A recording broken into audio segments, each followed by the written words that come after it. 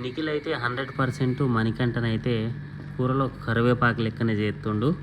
మీకు ఈ ఎపిసోడ్లో ఈవినింగ్ వచ్చే ఎపిసోడ్లో క్లియర్గా ఏర్పడుతుంది.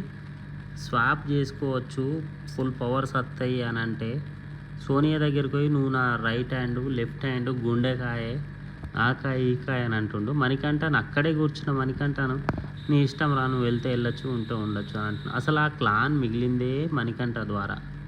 మణికంఠ నిఖిల్తో ఉండబట్టే నిఖిల్కి ఆ మాత్రం అది ఉండిపోయింది. నిఖిల్ ఏంటి ఇంత ఇలా ఓన్లీ సోనియా గురించి ఆలోచించినట్టు నాకైతే అనిపించింది. మీకు ఎలా అనిపించిందో చెప్పచ్చు. అదే మాదిరిగా మణికంఠ కూడా అర్థం చేసుకున్నాడు కాబట్టి డైరెక్ట్ చెప్పేశాడు, నేను ఆ బ్యాండ్ తీసుకుంటాను బిగ్ బాస్ అని.